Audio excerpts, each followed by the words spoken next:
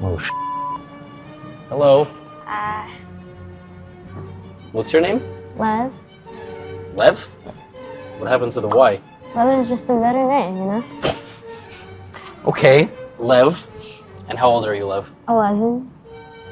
And what's your rating? 2260. 2260? Yeah. Okay. What color? You want to be white or black? Black. You like black more? Yeah. Fantastic. Show me what you got. I know all your openings. Okay. Alright, here we go. I'm just kidding, I only know you play d4. That's... Okay. You sure, right? Have you studied my games? Nope. Why not? I don't know. I'm too low rated? You study games by great players? Yeah. Alright, I have to play something that you don't know. Alright, how about this? You ever seen this move? Wait, no, I haven't. Score 1 for the old people. Lev, do you know how old I am? I'm guessing 26. Thank you. That makes me feel really good. How old are you? 41. Okay. I'm just kidding, I'm not 41. Lev was like, damn, you old. All right, let's...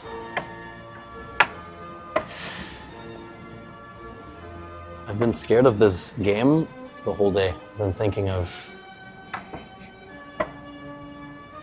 what's gonna happen Yeah, if we play against each other, okay? you should be. I will have you know, I was a master at chess before you were even born.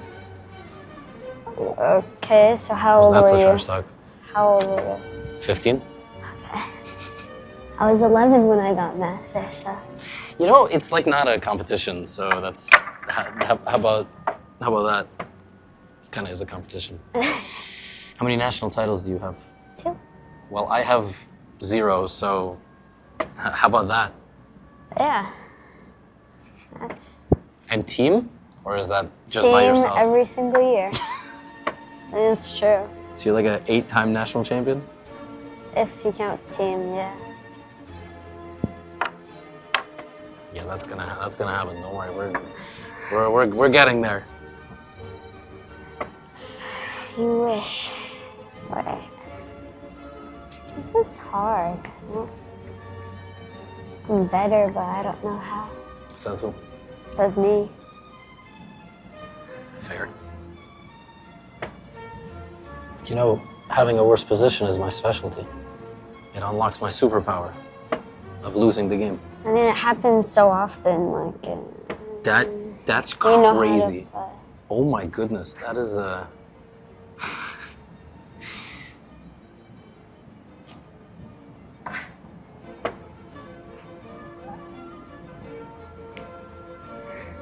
Wait.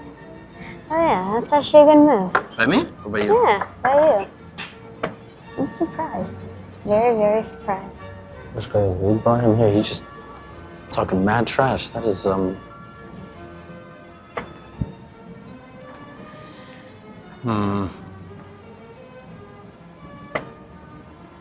Okay. Ah. So she's kind of smart. They get stronger every compliment, Lev.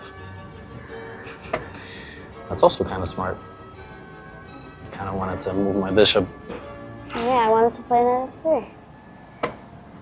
You didn't let me.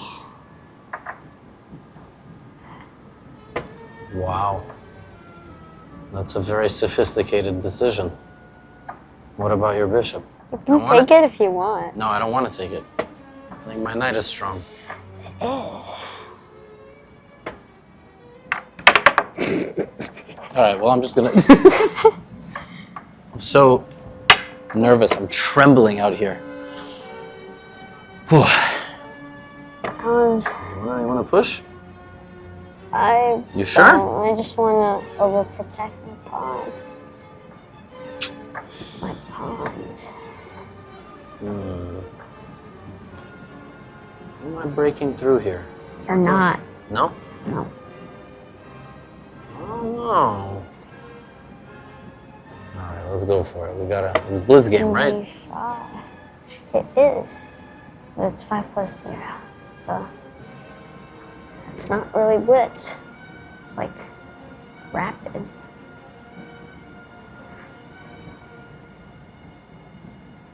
Wait, okay, this is actually pretty scary. Maybe for me. You gonna trade? Oh. No, I think that's fine. All right, I'm taking your knight for sure. Let me just think about which one. I think maybe here? Yeah. Smart. I make good moves sometimes. I almost went rook f6. That would have been... That's a good move. Yeah, it is. For me, though. How about here? F3. Surprisingly, I didn't see that. This is a little scary. Just little. What? Really? Did I bump or something? I don't know. I just made a really loud noise. Fair. I'm just trying to, you know, intimidate my opponent. I'm scared. How are you not just like, okay, can I go here? Yeah. Really scared. This attack. God. How am I supposed to defend this? Yeah, maybe like that. Yeah. Thought I could take the pawn, or am I just blind? Maybe both. Wait. I was scared to take it. I wanted to. You know what? Taking it. Okay, I'm just waiting for your reaction. I'm choosing between two things. All right, I'll go here. Okay. You can take it if you want. Oh. I had this planned all along, and it might be terrible. Wait, do I have F4? I want to play F4. If you trust yourself. I don't. I really don't. Then I have just no time left. It's sad. Wait. What should I do? Scared. You can offer a draw. No. You go down on your sword. Okay. Whew. I don't know, I think everything was fine. Take. I don't like this. I do. I don't know what my next move is, 27 but... seconds. Oh my gosh, that was so fast. I need to play fast. I only have 26 seconds. This is... Ah, damn. Can you really just do that? That's so absurd. I'm just gonna try to flag me. Well, I did say you could offer a draw. Damn, I'm gonna lose on time. I'm just gonna lose on time. It's not too late to offer a draw. Maybe you won't lose on time. Oh, that's a good move. That's also a good move.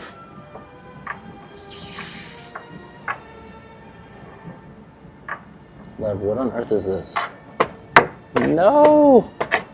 I really just thought this would be easy, but it's not easy.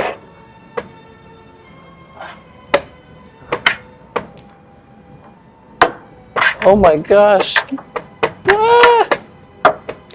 It's over there. Check? Okay, I'm not gonna hang my king. Whoa!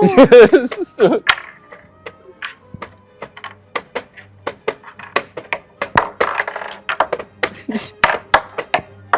Dude, you say two moves in a row.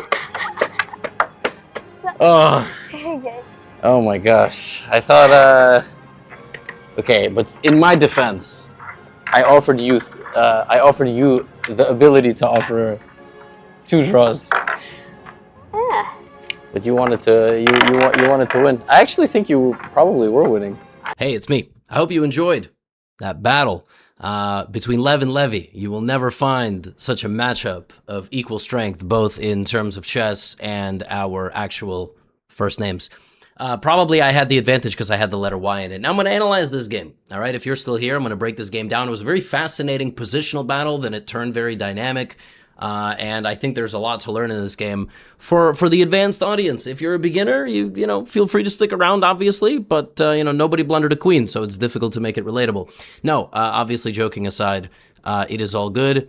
And I had this opportunity to film with him because we were at the Overtime office in New York City, and they were putting out a bunch of content on chess prodigies. And so I got to film with them, so shout out to them. And in this game, Lev opened up with d4, and I played knight f6. Let me change the volume output. It's supposed to be going to the speakers. c4, e6, and Lev, instead of playing knight c3, allowing the Nimzo-Indian, he went knight to f3. I still played bishop b4 check, which is called the Bogo-Indian defense, and Lev went here, which is a very good move. He doesn't want to trade his bishop, leaving my bishop kind of a little bit stupid here.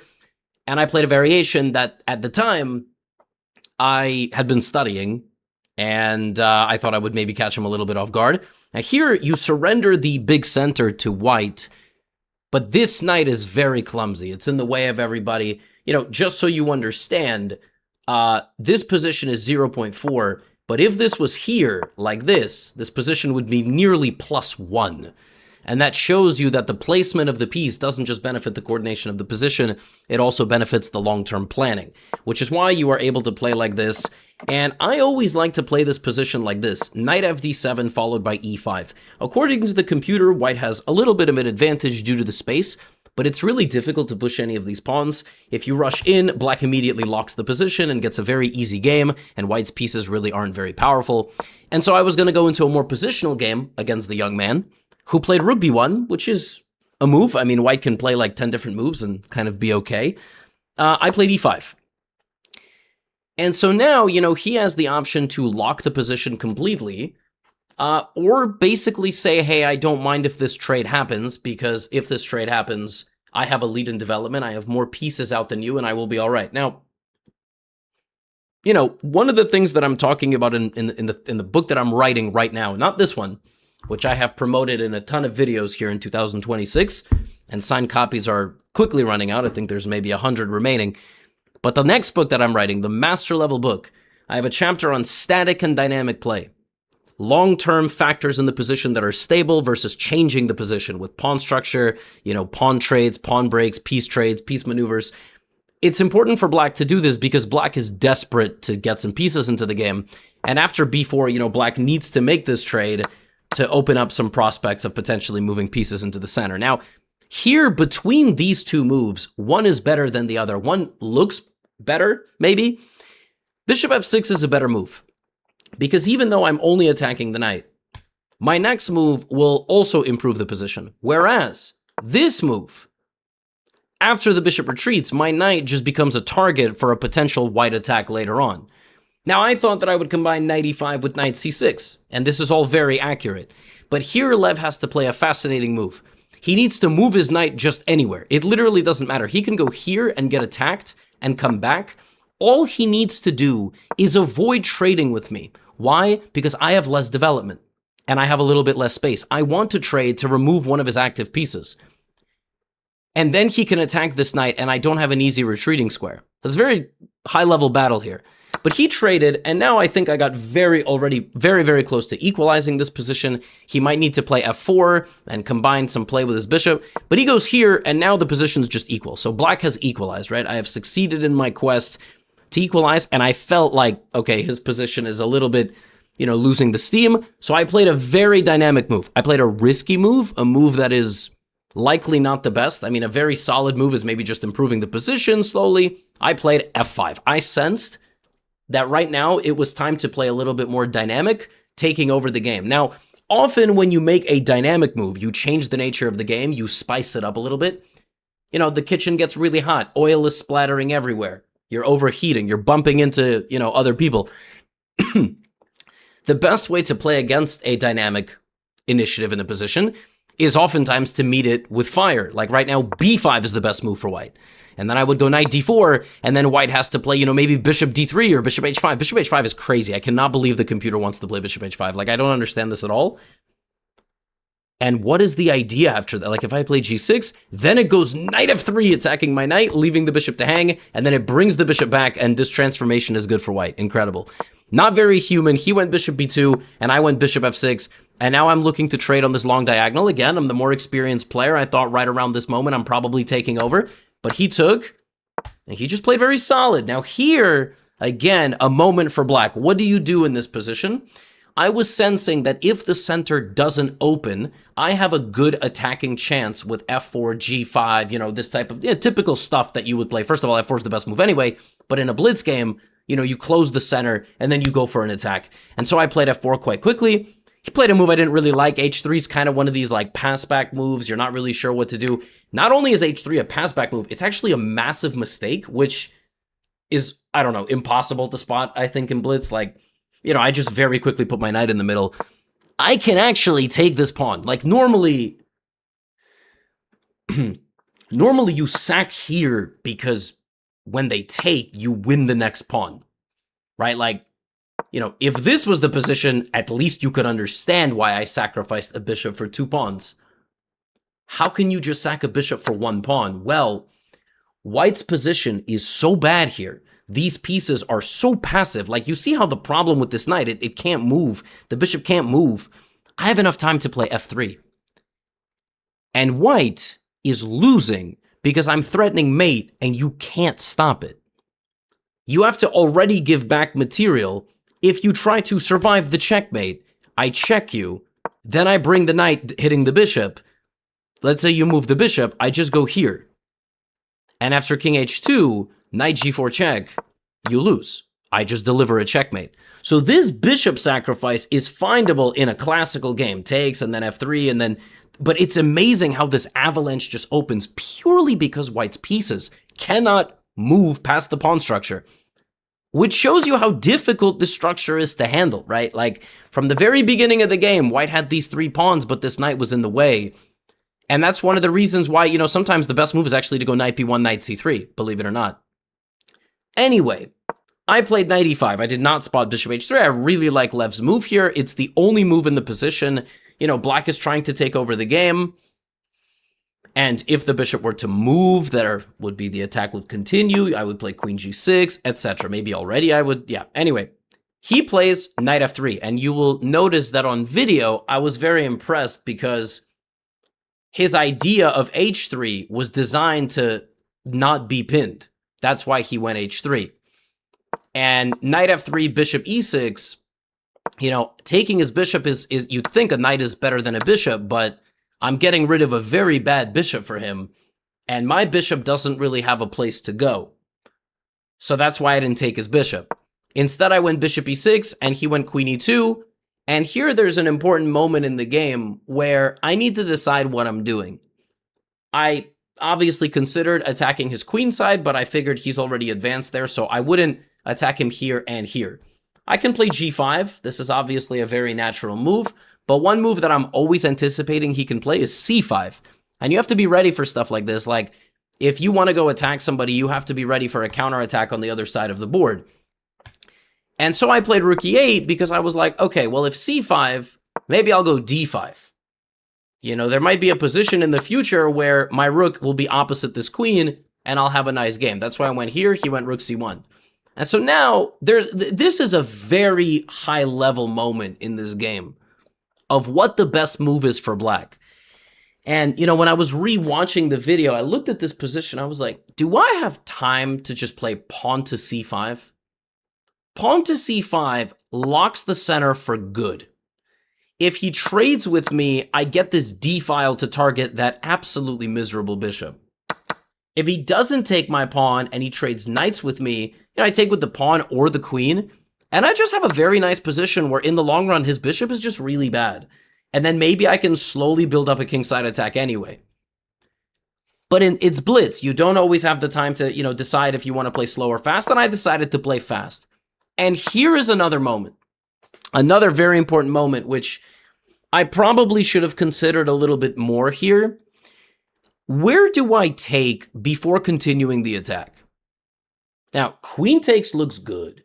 Strong queen, pressure, rook and queen in the future can kind of pressure the E and F files.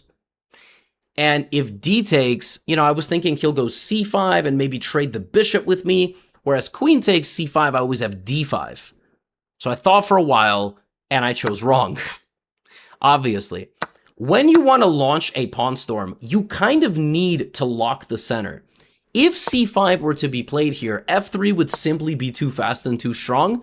And it's not even that I'm winning this position, it's that I'm just winning a pawn. Like, I'm not checkmating anybody, I'm just winning a pawn.